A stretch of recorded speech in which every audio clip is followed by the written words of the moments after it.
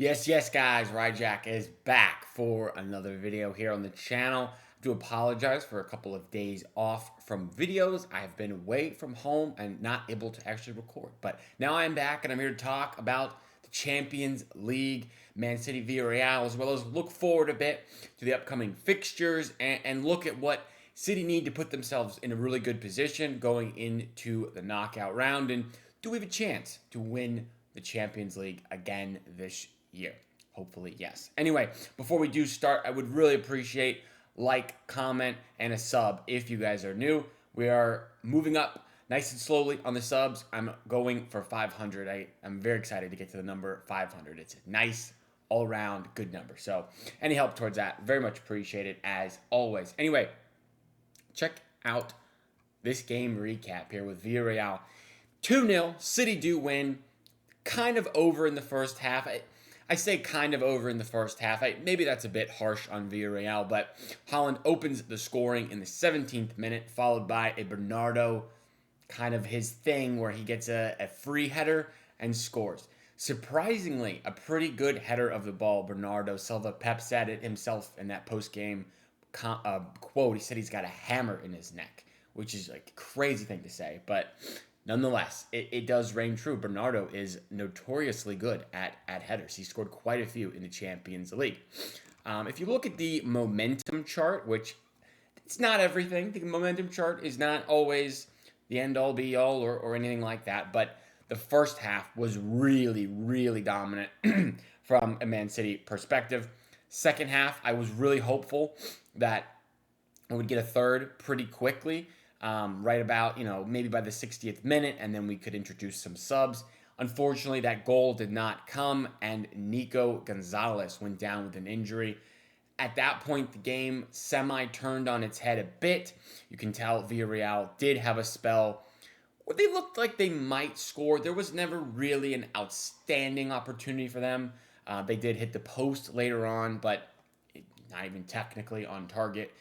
So it never felt like they were this close to getting back in the game, in my opinion. It really felt like City were in control and in second gear. I know we sit here a lot and we talk about we have to finish our chances and put games to bed, but at the same time, there's a lot of fixtures ahead and a long season, and anytime you can kind of take your foot off the gas and have a less stressful 45 minutes of football, maybe that is a strategy that City will look to employ and hold back that excess energy just as a precautionary thing. I don't know. That's what I'm assuming. I do know that there are a lot of people saying we're a Jekyll and Hyde team. We put in 45 minutes of a really good performance and then really poor 45 minutes, or it's flipped and the first 45 is poor and the second 45 is fantastic, which I would somewhat agree with.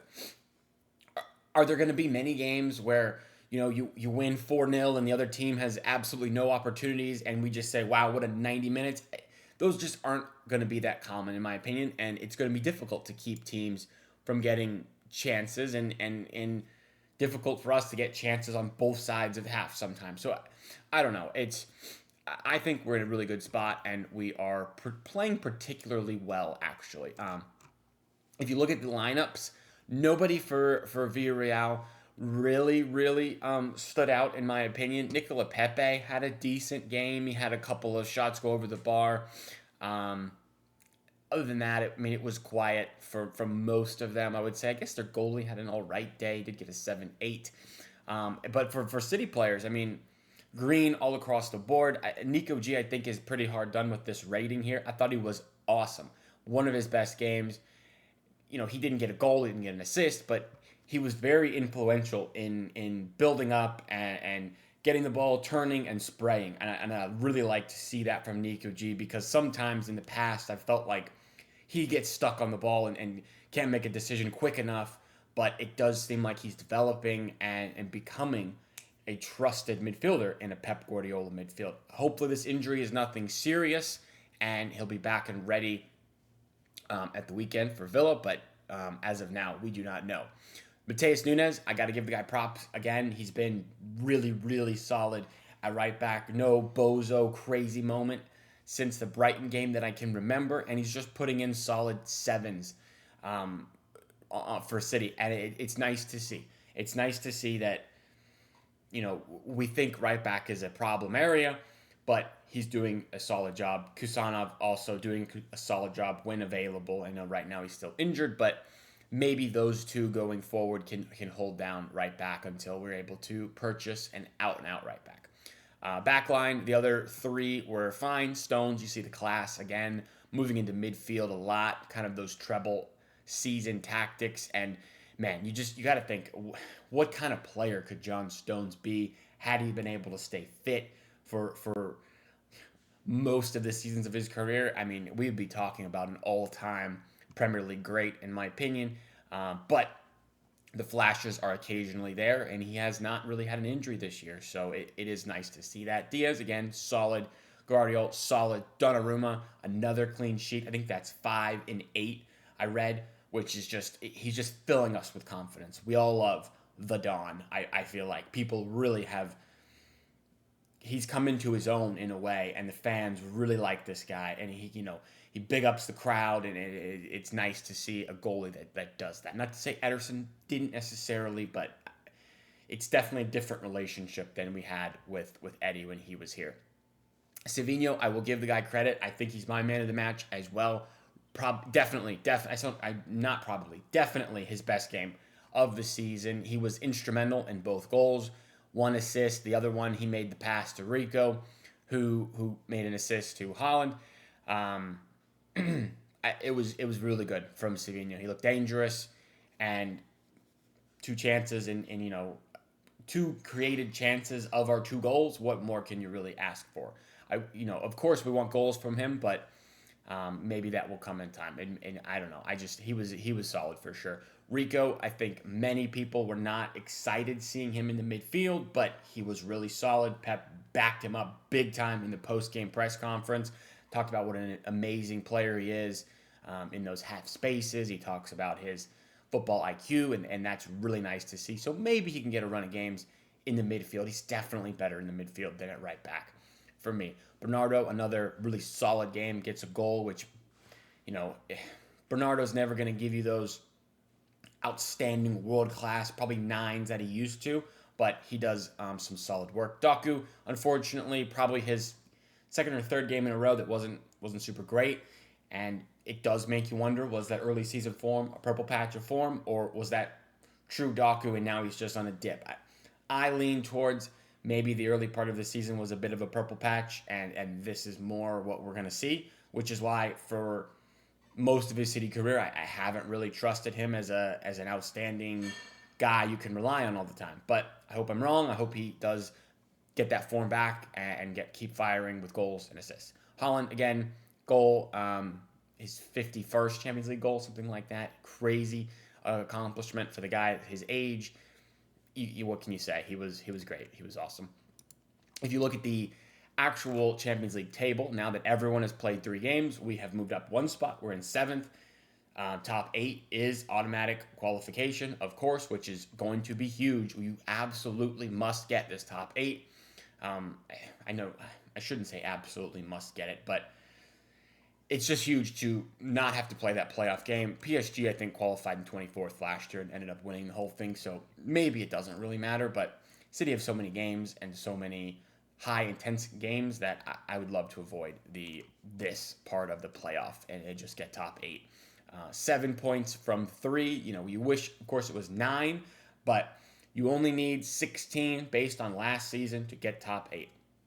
So we have 5 games left. We need 9 points. 5 games, 3 wins, pretty much gets you through. You're able to lose 2. If you draw 1, lose 1, win the others, you're definitely through. So that is good to see for sure.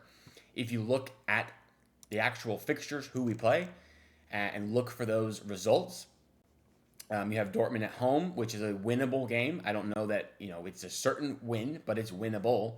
Dortmund are having a decent season. Leverkusen struggling a bit. Again, at home, you would think City are able to win that game. You do have, Real Madrid at the Bernabeu, going to be extremely difficult. Whether or not you think Madrid are good or not, it's a tough place to go and get 3 points. I think you can expect a draw or a loss there, and just that's how it goes. And then let's see.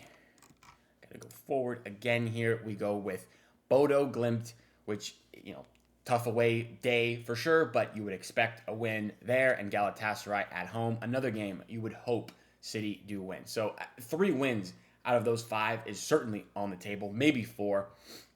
4 wins and a draw or loss to Real Madrid, you're certainly through in the competition, to me at least. If you do look at the overall Champions League table, how many teams really, really stand out as contenders for this trophy? I mean, City, I think, are definitely up there. Arsenal are up there. Madrid, always going to be in the conversation. Munich, Bayern Munich, PSG, Barca, Liverpool. Other than that, I don't know. Is Inter going to be a contender this year? Maybe, but it seems like they always kind of just come up short. So maybe there's 5 or 6 teams that are out and out real contenders for the title, and I think City are in that group.